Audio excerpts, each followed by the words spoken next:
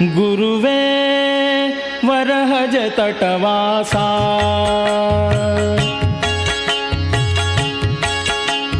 గురువే వరహజ తటవాసా పురి మంత్రాధీశ గురువే వరహజ తటవాసా పురి మంత్రాధీశ అరుమొరెయిడువెనో వర పద పదుమಕೆ ಅರುಮೊರೆಯಿಡುವೆನೋ ವರ ಪದ ಪದುಮಕೆ ಕರುಣದಲ್ಲೆನ್ನ ಮನ ಹರಿಯಲಿ ಇರಿಸೋ ಗುರುವೇ ವರಹಜ ತಟವಾಸ ಪುರಿ ಮಂತ್ರಾಧೀಶ ಗುರುವೇ ವರಹಜ ತಟವಾಸ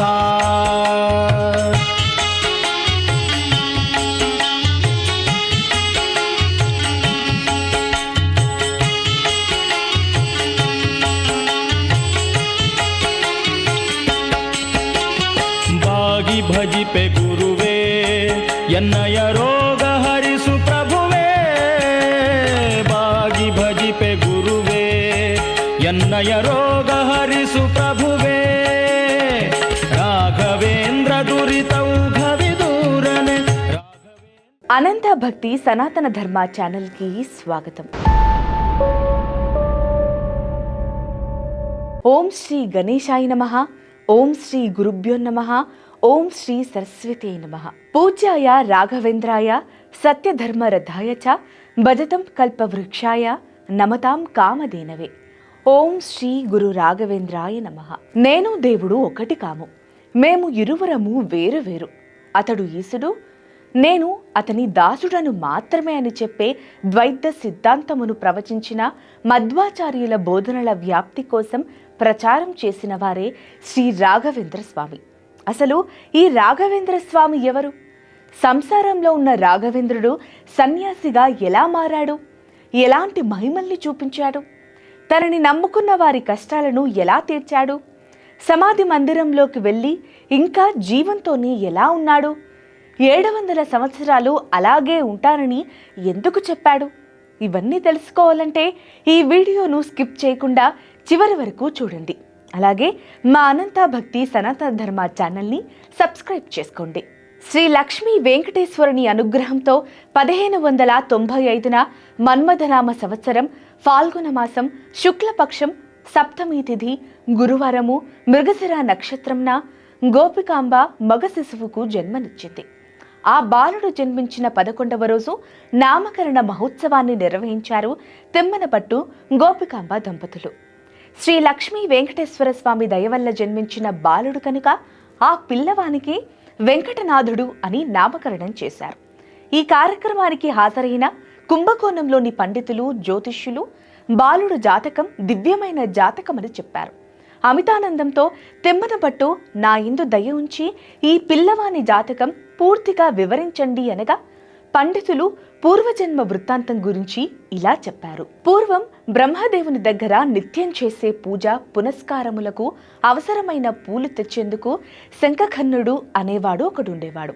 అతను కర్మజ దేవత. ప్రతిరోజు నియమం తప్పకుండా పూలు ఇతర పూజా ద్రవ్యాలు సిద్ధం చేస్తూ ఉండేవాడు. అయితే ఒకనాడు వీటిని సిద్ధం చేయడంలో ఆలస్యమైంది. దీనితో కోపోద్రిక్తుడైన బ్రహ్మదేవుడు శంఖకన్నా క్రమశిక్షణ లోపించిన నీవు 3 జన్మలు భూలోకంలో మానవునిగా జన్మించువు కాక అని శపించాడు. దేవా, నేను మీ సేవకుడును. ప్రతిరోజు పూజా ద్రవ్యాలను సమకూర్చే నేను ఈరోజు అలసత్వం వలన కొంత ఆలస్యమైంది. నన్ను క్షమించి శాపాన్ని తొలగించండి. ఈ సేవకుడిపై దయ చూపండి అని నమస్కరించి తన తప్పుకు పశ్చాత్తాపంతో బ్రహ్మదేవుణ్ణి ప్రార్థించాడు. ఆ మాటలకు బ్రహ్మదేవుడు శాంతించి, శంఖఖన్నా, నేను పెట్టిన శాపం వెనుకకు తీసుకునే శక్తి నాకు లేదు. కాకపోతే కొంత వెసులుబాటు కలదని చెప్పి 3 జన్మలు భూలోకంలో నీవు మానవుడిగా జన్మించక తప్పదు. అయితే 3 జన్మలలో కూడా నీవు అనన్యమైన విష్ణు భక్తునిగా పేరు పొంది భూలోక వాసులలో చిరస్మరణీయమైన కీర్తిని పొందుతావు అని శాపంలో కొంతమేర వరాన్ని ప్రసాదించాడు. అలా శంఖఖన్నుడు మొదటి జన్మలో విష్ణు ద్వేషి అయిన రాజు హిరణ్యకశపుని పుత్రునిగా గర్భంలో ఉండగానే నారదుడిచే హరినామ ఉపదేశం పొంది నిరంతరం హరినామం జపిస్తూ తండ్రి రాక్షసరాజు హరినామం మానమని సామవేద దండోపాయాలు విధించిన భగవంతుడు సర్వవ్యాపి అని స్తంభంలో కూడా ఉన్నాడని నిరూపించి శ్రీ లక్ష్మీ నరసింహస్వామి అనుగ్రహం పొంది చివరగా స్వామిలో ఐక్యమయ్యాడు. రెండో జన్మలో వ్యాసరాయులుగా జన్మించారు. ద్వైత పీఠాధిపతులలో వ్యాసరాయులు వారు సుప్రసిద్ధులు. శ్రీపాదరాయులు వద్ద వేదం అభ్యసించి గురువును మించిన శిష్యుడయ్యాడు.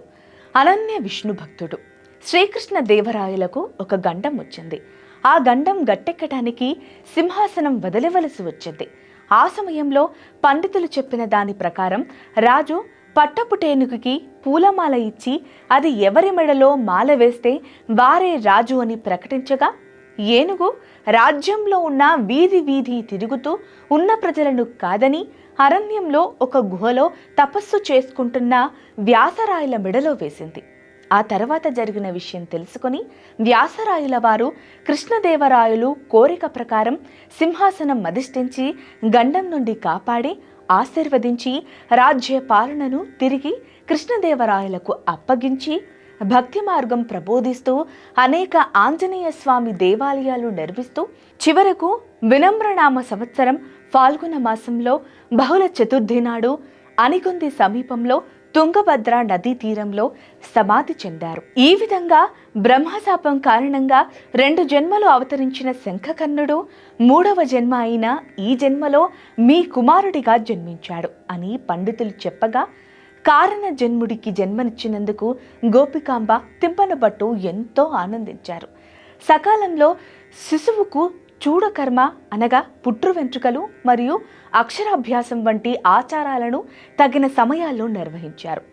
ఒకసారి తిమ్మనబట్టు ఓంకారాన్ని రాసి ఇది దేవుని ప్రాతినిధ్యం అని చెప్పినప్పుడు ఓం వంటి చిన్న వస్తువు దేవుని అనంతమైన గొప్పతనాన్ని ఎలా సంగ్రహించగలదని వెంకటనాథుడు తన తండ్రిని ప్రశ్నించాడు.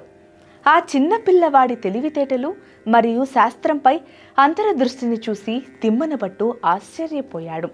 అతను ఆనందంతో తన కొడుకుని కౌగిలించుకొని అంత గొప్ప కొడుకును తనకు అనుగ్రహించినందుకు శ్రీ లక్ష్మీ వెంకటేశ్వరునికి కృతజ్ఞతలు తెలిపాడు. తంజావూరు రాజ్యసభ పతనంతో తిమ్మనబట్టు తన సంపదను ఆస్తులను కోల్పోయాడు మరియు కొంతకాలం తర్వాత పేదవాడిగా మారాడు. అతను తన కుమార్తె వివాహం మదురైకి చెందిన లక్ష్మీ నరసింహాచార్య అనే మంచి పండితుడితో జరిపించాడు.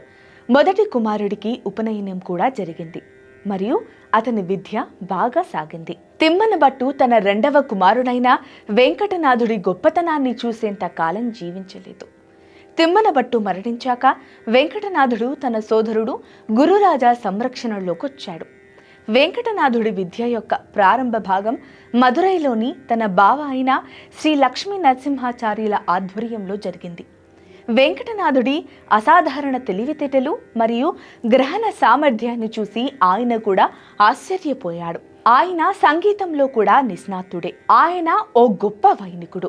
ఆ తర్వాత విద్యాపీఠమైన కుంభకోణానికి వెంకటనాథుడు వెళ్ళాడు. అక్కడ ఆయన శ్రీ సుధీంద్ర తీర్థ వద్ద ద్వైత వేదాంతాన్ని, వ్యాకరణంపై ఉన్నత గ్రంథాలను మరియు ఇతర శాస్త్రాలను అభ్యసించాడు.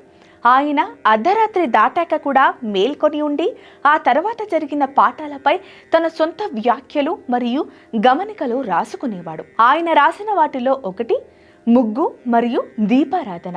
ముగ్గు సూక్ష్మమైన జీవులకు, చీమల వంటి జీవరాశులకు మనం పరోపకారం చేయాలనే ధర్మసూత్రమే పిండి ముగ్గు. జీవితం అనేది మిట్టపల్లాలతో నిండినది. నిబ్బరంగా, ప్రశాంతంగా సదా దైవ ధ్యానం చేస్తూ చుక్కల లాంటి కష్టాలను దాటుకుంటూ వెళ్ళినప్పుడే పరిపూర్ణమైన జీవితం లభ్యమవుతుందని చాటి చెప్పేదే ముగ్గు. దీపరహస్యం. తామరను పోలిన పీఠం బ్రహ్మ, దాని నుండి వచ్చే కాండం విష్ణువు, నెయ్యి పోసే ప్రమిద శివం, దీపం మహాలక్ష్మి, జ్యోతి సరస్వతి, వత్తి త్యాగం. స్త్రీమూర్తికి ఉండే క్షమం, ఔన్నత్యం, ఉరిమి, నిదానం, ప్రేమ వంటి 5 గుణాలే 5 ముఖాలు. ఇలా పరిమళంగా ఒక మహాభాగ్యమే రచించారని పరిమళాచార్యులు అనే బిరుదిచ్చారు సుధీంద్ర తీర్థులు. ఆయన వ్యాకరణపై అసాధారణమైన పాండిత్యాన్ని పెంపొందించుకున్నాడు. ఆయన వాదనలో పాల్గొని వ్యతిరేక సిద్ధాంతాల పండితులను ఓడించాడు.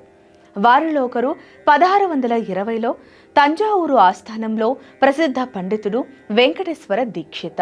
వ్యాకరణపై వెంకటనాథుడికి ఉన్న జ్ఞానం మరియు పాండిత్యానికి సంతోషించిన సుధీంద్ర తీర్థ ఆయనకు మహాభాషాచార్య అనే బిరుదును ప్రదానం చేశాడు. సుధీంద్ర తీర్థుల వారు వెంకటనాథుణ్ణి ఎంతో ప్రేమతో చూసుకునేవాడు. మదురై నుండి తిరిగి వచ్చిన తర్వాత మంచి కుటుంబానికి చెందిన చాలా ధర్మవంతురాలైన సరస్వతితో వివాహం జరిపించారు. సరస్వతి వెంకటనాథుడికి ఆదర్శ భార్య అని నిరూపించబడింది మరియు ఆ జంటకు లక్ష్మీనారాయణ అనే కుమారుడు జన్మించాడు. వెంకటనాథుడు తన ఇంట్లోనే కొంతమంది పిల్లలకు వేదం చెబుతూ ఉండేవాడు. అయితే అందుకు ఆయన దక్షిణ కూడా తీసుకునేవాడు కాదు. దాంతో ఆ విద్యార్థుల తల్లిదండ్రులు ఇంటి అవసరాలకు సంబంధించిన ధాన్యం, కూరగాయలు ఇస్తూ ఉండేవారు. అలా వచ్చిన వాటితో ఆయన భార్య సరస్వతి కుటుంబాన్ని నెట్టుకొస్తూ ఉండేది. అలాంటి పరిస్థితుల్లో ఓ పశువుల కాపరి కొడుకు స్వామి చెప్పే పాఠాలకు కనబరిచే శ్రద్ధకు తనకు కూడా పాఠాలు చెబుతుండగా మిగతా విద్యార్థుల తల్లిదండ్రులు ఆగ్రహ ఆవేశాలతో తమ పిల్లలను పంపించడం మానివేస్తారు. అంతమంది పిల్లలు పాఠాలు చెప్పించుకోవడానికి రాకపోతే ఇల్లు గడవడం కష్టమవుతుందేమోనని సరస్వతి ఆందోళన వ్యక్తం చేస్తుంది. భగవంతుడు తనని నమ్మిన వారిని ఎప్పుడూ ఉపవాసం ఉండనీయడని, ఆ విషయం గురించి కంగారు పడవద్దని స్వామి ధైర్యం చెబుతాడు. అనేక రకాల ఇబ్బందులు ఎదురవుతున్నా స్వామివారు కులమతాలకు అతీతంగా వ్యవహరించారు. వెంకటనాథుడు ఎదుర్కొన్న కష్టాలు ఎవరి హృదయాన్నైనా కరిగించేస్తుంది. ఇతర కుటుంబాలు నెలకు 2 సార్లు ఏకాదశి పాటిస్తే వెంకటనాథ కుటుంబం వారంలో చాలాసార్లు దానిని చేసింది. అతని పేదరికం ఎంత తీవ్రంగా ఉందంటే దీపావళి వంటి పండుగ రోజున నూనె స్నానం చేయడానికి అతను ఒక్క చుక్క నూనెను కొనుక్కోలేకపోయాడు. అతని కుటుంబం సంవత్సరాలుగా కొత్త బట్టలు చూడలేదు. ఇవన్నీ ఉన్నప్పటికీ అతను ఎప్పుడూ తన ప్రశాంతతను కోల్పోలేదు. పరమాత్మ పట్ల తన విశ్వాసం వీడలేదు. తన స్వీయ అధ్యయనాన్ని మరియు ఉచిత బోధనలను కొనసాగించాడు. తనకు కోరబడని మరియు అడగబడని దాని ద్వారా జీవించాలని నిశ్చయించుకున్నాడు. గాయానికి తోడుగా దొంగలు ఒకరోజు వెంకటనాథుడి ఇంటిపై దాడి చేసి అతని వద్ద ఉన్న పాత్రలు, బట్టలు వంటి చిన్న చిన్న వస్తువులను దోచుకున్నారు. దీని తర్వాత అతను శ్రీ సుధీంద్ర తీర్థంలో ఆశ్రయం పొందాలని నిశ్చయించుకున్నాడు. నిస్సహాయ స్థితిలో వెంకటనాథుడు భార్య బిడ్డలతో కలిసి కుంభకోణం చేరుకున్నాడు. అనూహ్యంగా సుధీంద్ర తీర్థుల వారి ఆశ్రయం లభించింది. శిష్యుడైన వెంకటనాథుడిని ఎంతో ప్రేమగా ఆదరించాడు. వెంకటనాథుని మేధాశక్తిని, శాస్త్రజ్ఞాన ప్రావీణ్యాన్ని అభినందించకుండా ఉండలేకపోయాడు. జ్ఞాన వరిష్ఠుడైన వెంకటనాథుని వినయ విధేయతలు, చిత్తశుద్ధి గురువైన సుధీంద్ర యధీంద్రులను బాగా ఆకర్షించాయి. వయోభారంతో ఉన్న సుధీంద్రులు శిష్యుడైన వెంకటనాథుని ఒకరోజు పిలిచి, వెంకటనాథ, నేను వృద్ధాప్యంలో ఉన్నాను. ఈ శరీరం నేడో రేపో అన్నట్టుగా ఉంది. మూలరాముని ఆరాధన నిరంతరాయంగా కొనసాగించేందుకు నా తర్వాత ఈ పీఠాధిపత్యం నీవు వహించాలని తన మనసులోని కోరికను బయటపెట్టాడు. వెంకటనాథుడుకు భార్య, బిడ్డలు ఉన్నారని కుటుంబ పోషణ చేసి వారిని సుఖపెట్టడం నా బాధ్యత అని చెప్పాడు. గురువుగారి కోరికను తీర్చలేకపోతున్నందుకు వ్యాకుల పడుతూ ఇంటికి చేరుకున్నాడు వెంకటనాథుడు. భార్యకేమీ చెప్పలేదు. ఆ రాత్రి కలలో వెంకటనాథుడికి సరస్వతీదేవి ప్రత్యక్షమై, నాయనా వెంకటనాథ, నీవు కారణ జన్ముడవు. మీరు ఒక గొప్ప ఆత్మ. లక్షలాది మంది పేద ప్రజలకు ఓదార్పు మరియు సహాయాన్ని అందించడానికి ఉద్దేశించబడింది. అద్భుత మేధా సంపత్తితో సద్గురువై దారి తప్పిన జనాలకు దారి చూపు. అంతేకాదు, వ్యతిరేక వర్గాల ఎదురుదాడుల నుంచి మధ్వ సిద్ధాంతాన్ని, మధ్వ సంప్రదాయాన్ని రక్షించగల సమర్థుడవి నీవే. మీరు శ్రీహరికి ప్రియమైన భక్తుడు మరియు ఆయన మీ నుండి ఆశించేది ఇదే. లేనాయన ఆలోచించక నీ గురువు చెప్పినట్టు చెయ్యి అని పలికింది. మేల్కొన్న వెంకటనాథుడు పరుగు పరుగున గురువు సన్నిధికి చేరుకున్నాడు. రాత్రి జరిగిన సంఘటనలను గురువుకు తెలియజేశాడు. సంఘటనల మలుపు మరియు తన వారసుడిగా తనకు ఇంత గొప్ప వ్యక్తిత్వం లభిస్తుందని చూసి సుధీంద్ర తీర్థుడు ఎంతో ఆనందించాడు. వెంటనే తన కుమారుడికి ఉపనయనం చేయమని వెంకటనాథుణ్ణి ఆదేశించాడు. ఇది కొద్ది సమయంలోనే జరిగింది. వెంకటనాథుడికి ఒక పెద్ద అడ్డంకి తొలగిపోయింది. తాంజావూరు రఘునాథరాజు ఆస్థానంలో వేడుకను నిర్వహించాలని నిర్ణయించుకున్నాడు. రఘునాథుడు సుధీంద్ర తీర్థుడిని మరియు వెంకటనాథుడిని అత్యంత భక్తి మరియు గౌరవాలతో ఆస్థానంలోకి ఆహ్వానించాడు. ఈ దీక్ష దుర్మతి సంవత్సర ఫాల్గుణ శుక్ల ద్వితీయ అంటే హిందూ సంవత్సర దుర్మతిలో ఫాల్గుణ మాసం యొక్క ప్రకాశవంతమైన అర్ధభాగం యొక్క 2వ రోజు నాడు జరిగింది. సుధీంద్ర తీర్థుడు వెంకటనాథుడిని సన్యాసంలోకి ప్రవేశపెట్టే శ్రీ రాఘవేంద్ర తీర్థ ఆశ్రమ నామాన్నిచ్చాడు.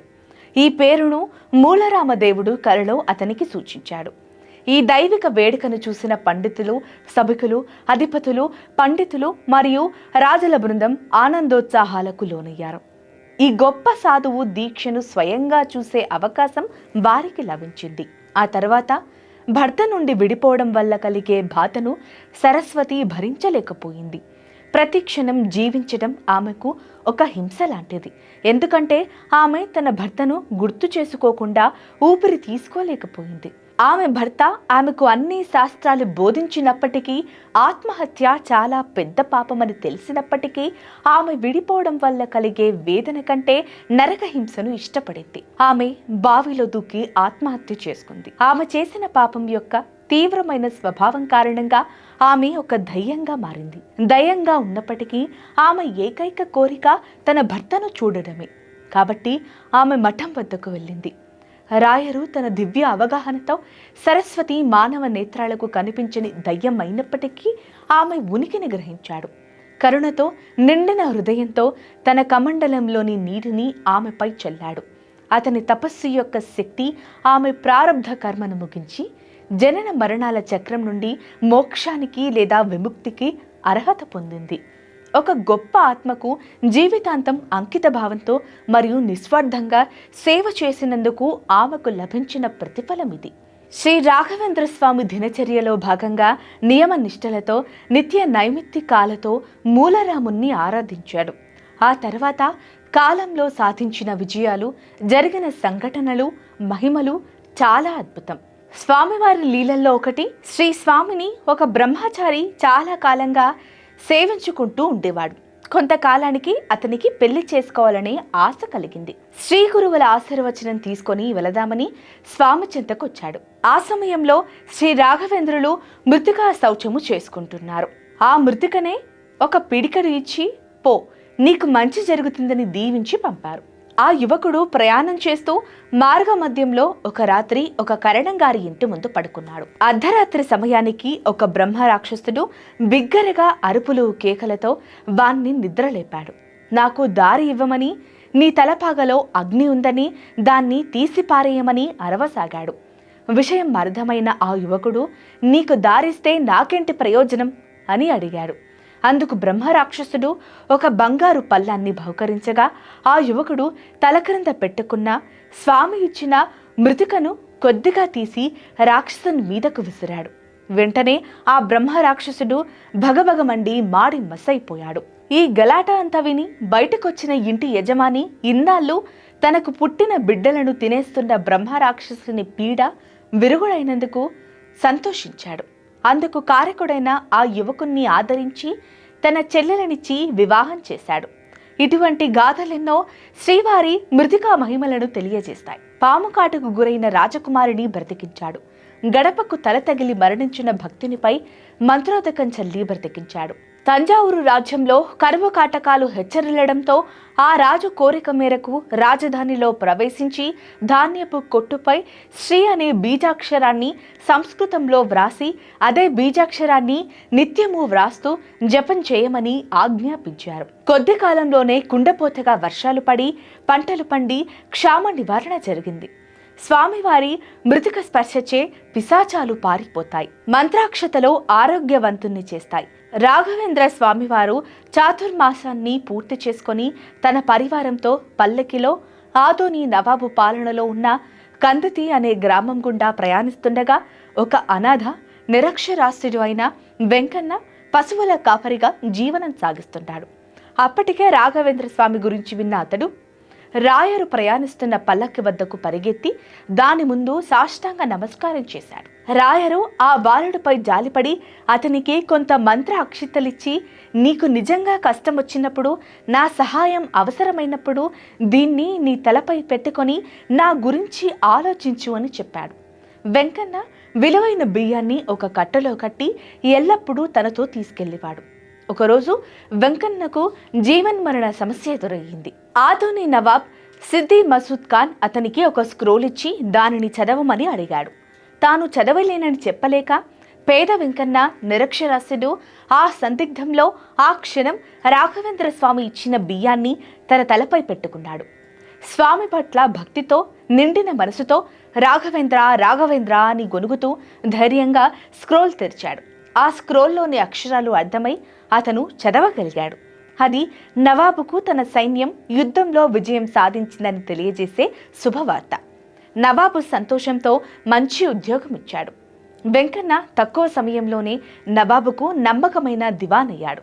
తర్వాత నవాబు వెంకన్న నుండి రాయరు అనగా రాఘవేంద్ర స్వామి గురించి విన్నాడు. స్వామిని పరీక్షించదలిచి నవాబు మాంసపు ముక్కలను పట్టు వస్త్రంతో కప్పి కానుకగా పంపించిన ఆధోని నవాబుకు జ్ఞానోదయం అయ్యేటట్టు మంత్రించిన జలంతో మాంసపు ఖండాలను ఫలపుష్పాలుగా మార్చి క్షమాపణ కోరిన నవాబు నుండి మాంచాల గ్రామాన్ని జాగీరుగా పొందారు. ఒక శుభదినం నాడు స్వామి మాంచాల గ్రామంలోకి ప్రవేశించి మాంచాలమ్మ ఆలయానికి వెళ్లి ఆమె ఆశీర్వాదం కోరాడు.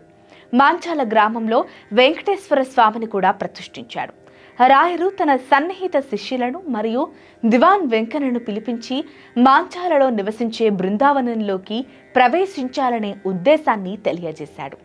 భక్తులు నిరాశ చెందారు, కానీ అది దైవ సంకల్పం. వారు మార్చలేకపోయారు. తర్వాత అతను వెంకన్నను ఒక మారుమూల ప్రదేశానికి తీసుకెళ్లి ఒక నల్లటి శిలను చూపించాడు. తన బృందావనాన్ని ఆ శిలను ఉపయోగించి నిర్మించాలని కోరుకున్నాడు. వెంకన్న ఆ శిల యొక్క ప్రాముఖ్యతను తెలుసుకోవాలనుకున్నప్పుడు రాయరు ఇలా వివరించాడు. సీతను వెతుకుతున్నప్పుడు రాముడు ఇక్కడికొచ్చాడు. ఆయన కొంతకాలం ఈ శిల మీద విశ్రాంతి తీసుకున్నాడు. ఆయన స్పర్శ ద్వారా ఇది పవిత్రం చేయబడింది కాబట్టి ఈ శిలే నాకు కావాలి అని చెప్పారు. క్రీస్తు శకం 1671 విరోధికృత సంవత్సర శ్రావణ కృష్ణపక్ష ద్వితీయ రోజు బృందావనంలోకి ఒక వ్యక్తి సజీవంగా ప్రవేశించే ఈ అరుదైన సంఘటన చూడడానికి వేలాది మంది మాంచాల గ్రామంలో గుమిగూడారు. ఎప్పటిలాగే రాఘవేంద్ర స్వామి తెల్లవారుజామున లేచి శ్రీహరిని ధ్యానం చేసుకుని స్నానం జపధ్యానం తర్వాత అదృష్టవంతులైన శిష్యులకు శ్రీమధ్వాచార్యుల కృతులపై చివరిసారిగా ఉపన్యాసమిచ్చాడు. అది తమ గురువు యొక్క చివరి ఉపన్యాసం కాబోతుందని ఆలోచనతో ఆయన శిష్యులు దుఃఖించారు. అక్కడ గుమిగూడిన వేలాది మందికి ఇకపై అలాంటి జ్ఞాననిధిని చూడలేమని గ్రహించడం బాధ మరియు వేదనతో నిండిపోయింది. ప్రసంగం ముగిసింది. మళ్ళీ స్నానం చేసిన తర్వాత ఆయన శ్రీ మూలరాముడికి మరియు సంస్థానానికి చెందిన ఇతర విగ్రహాలకు పూజలు నిర్వహించి మొత్తం సమూహాన్ని తీర్థ ప్రసాదం మరియు ఫలమంత్ర అక్షింతలతో ఆశీర్వదించారు. ఎంచుకున్న ప్రదేశానికెళ్లి పద్మాసనంలో కూర్చున్నారు. ఆయన కుడి చేతిలో జపమాల పట్టుకొని ఆయన ముందు వ్యాసపీఠంపై మూల గ్రంథాలు, సర్వమూలాలు, టీకాలు మరియు తిప్పనీలు ఉన్నాయి. కొంత సమయం ఆయన ధ్యానంలో మునిగిపోయారు. తర్వాత ఆయన వారికి చివరిసారిగా ద్వైత్వ తత్వశాస్త్రం యొక్క సారాంశాన్ని వెల్లడించారు. స్వామి దానిని ఎంతో నమ్మి జీవితాంతం బోధించి దాని ప్రకారం జీవించారు. ఆయన ప్రసంగం విన్నప్పుడు ఆయన నిజమైన జ్ఞాని, యోగి, పండితుడు మరియు మృదువైన మరియు కరుణామయ హృదయం కలిగిన ప్రకాశవంతమైన సన్యాసి అని భక్తులు మరోసారి గ్రహించారు. శోకతప్త హృదయంతో అందరూ చూస్తుండగానే శ్రీ రాఘవేంద్రుడు ప్రణవ మంత్రాన్ని పఠించడం ప్రారంభించాడు. చాలా తక్కువ సమయంలోనే అతను ధ్యానంలో మునిగిపోయాడు. అతను మధ్వవర్తిత్వంలో అత్యున్నత స్థాయికి చేరుకున్నాడు. అతని ముఖం ప్రశాంతంగా ఉంది. అతను అరుదైన తేజస్సుతో ప్రకాశిస్తున్నాడు. ఒక దశలో గురువు చేతిలో జపమాల నిశ్చలంగా మారింది. ఈ గుర్తును అర్థం చేసుకున్న వెంకన్న మరియు ఇతర శిష్యులు అతని చుట్టూ పలకలను అమర్చడం ప్రారంభించారు. వారు పలకలను అతని తల వరకు అమర్చారు. స్వామి ముందుగా చెప్పిన సూచనల ప్రకారం గండకీ నది నుండి ప్రత్యేకంగా తెచ్చిన 1200 లక్ష్మీనారాయణ సాలెక్ రామాలతో కూడిన రాగి పెట్టెను ఉంచారు. తర్వాత వారు దానిపై కవరింగ్ పలకల నుంచి మట్టితో నింపారు. వారు నిర్మించిన బృందావనంపై 12,000 వరాహాలను అభిషేకంగా పోశారు. ఆ సమయంలో అప్పన్నాచార్యులు రాఘవేంద్ర స్వామి ప్రియ శిష్యుడు ప్రవహిస్తున్న తుంగభద్ర నదికి ఆవల ఉన్నాడు. స్వామిని చేరుకోవడానికి రాఘవేంద్రుణ్ణి తలుచుకుంటూ నది దాటుతుండగా నది 2 భాగాలుగా విడిపోయి అప్పన్నాచార్యుడికి దారినిచ్చింది. కానీ అతను బృందావనం ముందుకొచ్చేసరికి చివరి పలక వేయబడింది. అతని ప్రియమైన గురువు అతని దృష్టి నుండి శాశ్వతంగా అదృశ్యమయ్యారు. అతని కళ్ళ నుండి కన్నీళ్లు ధారాళంగా కారుతున్నాయి. శోకతప్త హృదయంతో స్తోత్రం చేయగా కీర్తి దిగ్విజేత విభూతిరతుల అనే చివరి చరణానికి చేరుకుంది. కానీ అతను మరింత కొనసాగించలేకపోయాడు. అకస్మాత్తుగా బృందావనం నుండి సాక్షి హయస్తోత్రహి అంటే హయగ్రీవుడు అప్పన్నాచార్యుడు తన స్తోత్రంలో చేసిన ప్రకటనలకు సాక్షి అని మరియు ఆయన వాటన్నిటినీ నిజం చేస్తాడని అనే స్వరం వినిపించింది. నేటికి పూర్తి విశ్వాసం మరియు భక్తితో ఈ స్తోత్రాన్ని పఠించే ఎవరికైనా శ్రీ గురు రాఘవేంద్ర స్వామి అనుగ్రహం లభిస్తుంది. ఆ క్షేత్రాన్ని ఈరోజు మనం అనంత భక్తి సనాతన ధర్మ ఛానల్ ద్వారా దర్శించుకోబోతున్న మహామహిమాన్వితమైన పుణ్యక్షేత్రం.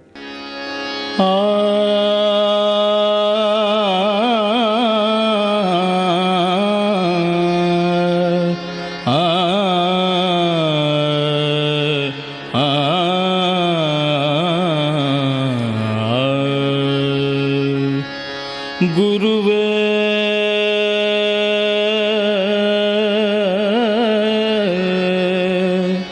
గురువే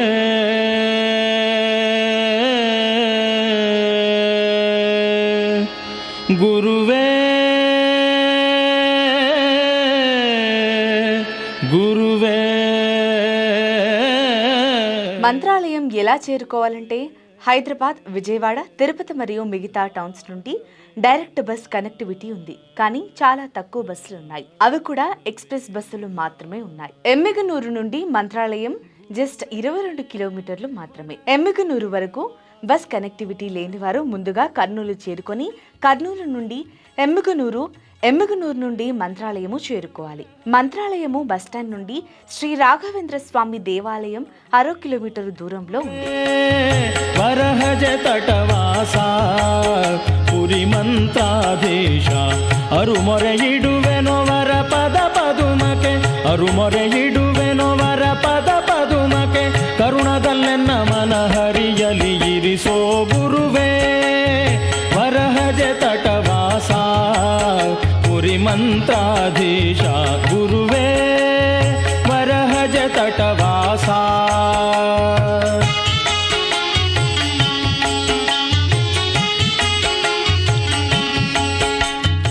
ఆలయం దర్శన వేళలు ఉదయం 6 గంటల నుండి మధ్యాహ్నం 2 గంటల వరకు, తర్వాత సాయంత్రం 4 గంటల నుండి రాత్రి 9 గంటల వరకు. టెంపుల్ కాంప్లెక్స్ నుండి వెళితే దేవస్థానం వెనుకనే మనకి తుంగభద్ర నది కనపడుతుంది.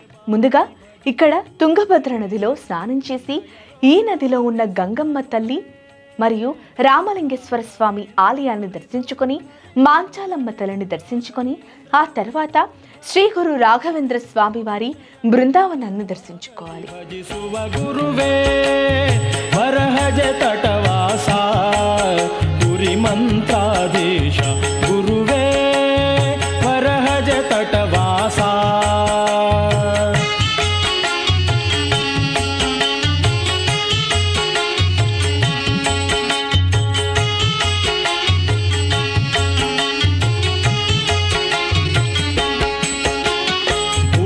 ಪ್ರೇತ ಬಾಧೆ ಬಿಡಿಸುವ ಖ್ಯಾತಿ ನಿಮ್ಮದು ತಿಳಿದೆ, ಭೂತ ಪ್ರೇತ ಬಾಧೆ ಬಿಡಿಸುವ ಖ್ಯಾತಿ ನಿಮ್ಮದು ತಿಳಿದೆ, ದೂತರೆ ನಿಪಜನಾತು ನಿಮ್ಮ ಪದ, ದೂತರೆ ನಿಪಜನಾತು ನಿಮ್ಮ ಪದ, ಪ್ರೀತಿ ಸೇವೆಯಲಿ ಕಾತುರರಿಹರೋ ಗುರುವೇ ವರಹಜ ತಟವಾಸ ಮಂತ್ರಾಧೀಶ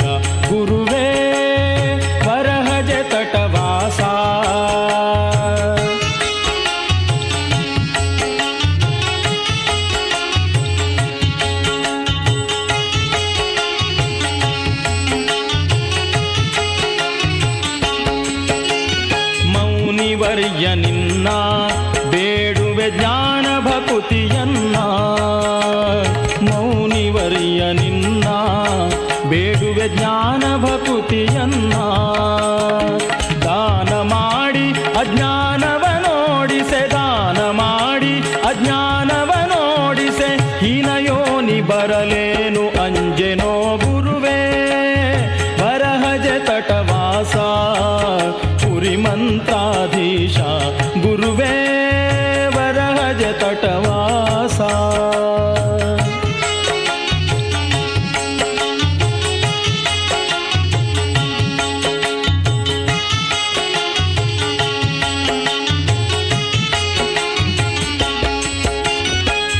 ಪರಿಮಳಾರ್ಯರೆಂದು ನಿಮ್ಮಯ ಬಿರುದು ಕೇಳಿ ಬಂದು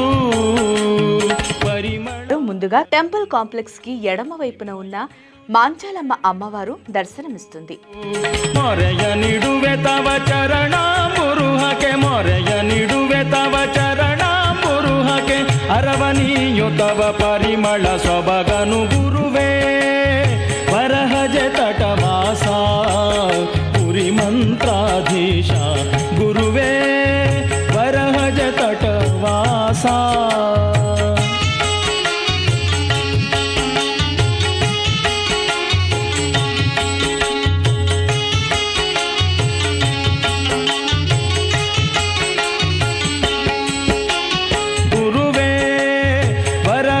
తటవాస పురి మంత్రాధీశ గురువే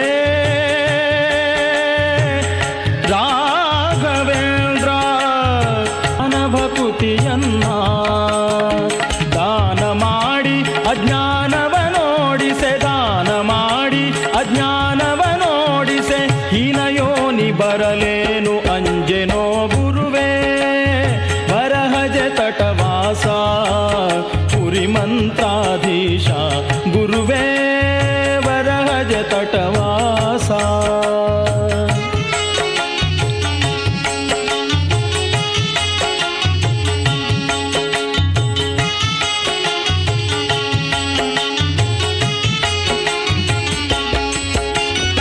పరిమళార్యరెందు నిమ్మయ బిరుదు కేಳಿ ಬಂದು శ్రీ రాఘవేంద్ర తీర్థులు భక్తకోటికి కష్టాలు కడతేరుస్తూ మంత్రాలయ మహర్షిగా భక్తుల పూజలు అందుకుంటున్నారు.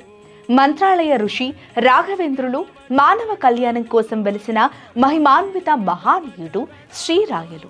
భక్తులు రాఘవేంద్ర స్వామిని శ్రీరాయలు అని పిలుచుకుంటారు. ఇప్పటికీ బృందావనం నుంచే సజీవుడుగా ఉండి భక్తుల మొర ఆలకిస్తున్న దేవుడు శ్రీ గురు రాఘవేంద్ర స్వామి.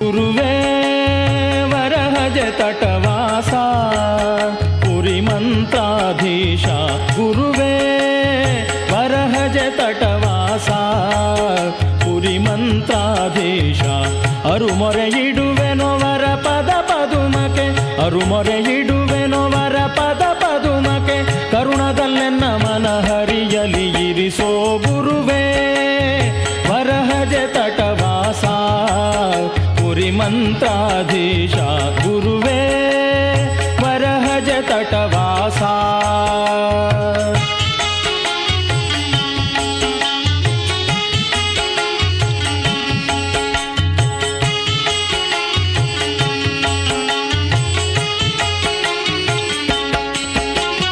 ಬಾಗಿ ಭಜಿಪೆ ಗುರುವೇ ಎನ್ನಯ ರೋಗ ಹರಿಸು ಪ್ರಭುವೇ ಬಾಗಿ ಭಜಿಪೆ ಗುರುವೇ ಎನ್ನಯ ರೋಗ ಹರಿಸು ಪ್ರಭುವೇ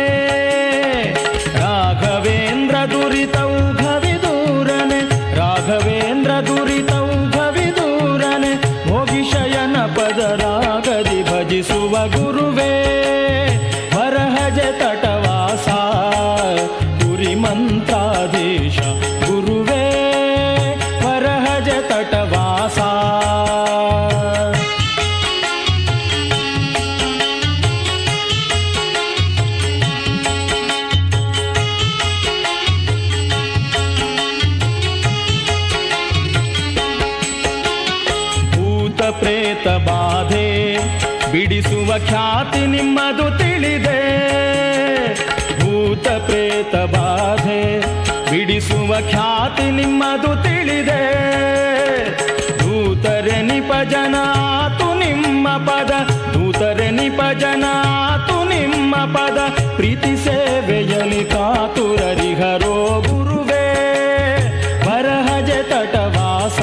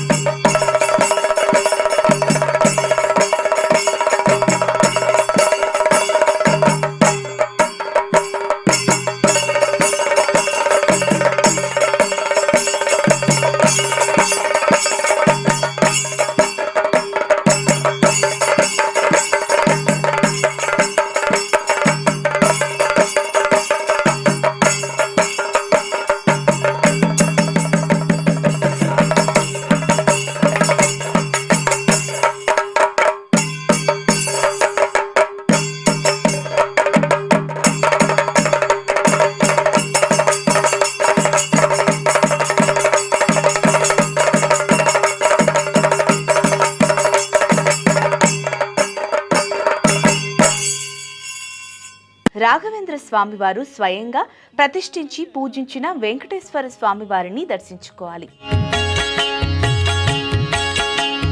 గురువే వరహజ తటవాస పురి మంత్రాధీశ, గురువే వరహజ తటవాస పురి మంత్రాధీశ, ಅರುಮೊರೆಯಿಡುವೆನೋ ವರ ಪದ ಪದುಮಕೆ, ಅರುಮೊರೆಯಿಡುವೆನೋ ವರ ಪದ ಪದುಮಕೆ, ಕರುಣದಲ್ಲೆನ್ನ ಮನ ಹರಿಯಲಿ ಇರಿಸೋ ಗುರುವೇ ವರಹಜ ತಟವಾಸ. ఈ మంత్రాలయం నుండి 20 కిలోమీటర్ల దూరంలో పంచముఖ ఆంజనేయ స్వామి దేవాలయం దర్శనమిస్తుంది. ఇక్కడ రాఘవేంద్ర స్వామి 13 సంవత్సరాలు తపస్సు చేయగా స్వామివారు దర్శనమిచ్చారు.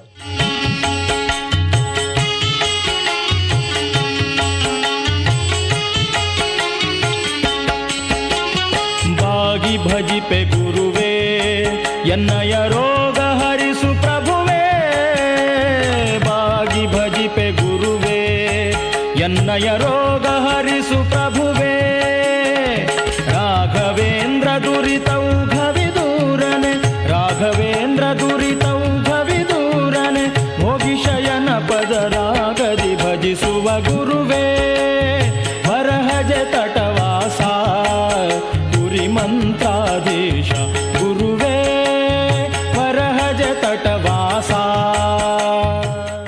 సమాధిగతుడైన తర్వాత ఆయన చూపిన మహిమలు, చేసిన అద్భుతాలు కోకొల్లలు. 700 సంవత్సరాలు సూక్ష్మ రూపంలో బృందావనంలో ఉండి తన భక్తులను అనుగ్రహిస్తారని ఆయన చేసిన ప్రకటన సత్యాతి సత్యం. స్వామి సమాధి స్థితులైన 150 సంవత్సరాలకు సమాధి నుండి లేచి వచ్చి మంత్రాలయం ఆస్తులను పరిశీలించవచ్చిన అప్పటి మద్రాసు గవర్నర్ థామస్ మన్రోతో స్వయంగా మాట్లాడి అక్షతలు ఇచ్చారంట. అతడు ఆశ్చర్యచకితుడై ఆ మంత్రాక్షితలను ఆనాడు వండేడి బియ్యంతో కలిపి వండించుకొని భుజించాడు. శ్రీగురు రాఘవేంద్రుల వారి పాదాలను స్మరించుకుంటూ భక్తి ప్రపత్తులతో గురుస్తోత్రాన్ని పఠించే వారికి దుఃఖాలు దూరమవుతాయి. శ్రీగురు రాఘవేంద్ర యతీంద్రుల అనుగ్రహం మనందరిపై వర్షించాలని ఆశిస్తూ పూజ్యాయ రాఘవేంద్రాయ సత్యధర్మ రథాయ చ భజతాం కల్ప వృక్షాయ నమతం కామధేనవే. ఓం శ్రీ గురు రాఘవేంద్రాయ నమః. సర్వే జనా సుఖినో భవంతు. గోవులను సేవించండి, గోవులను రక్షించండి.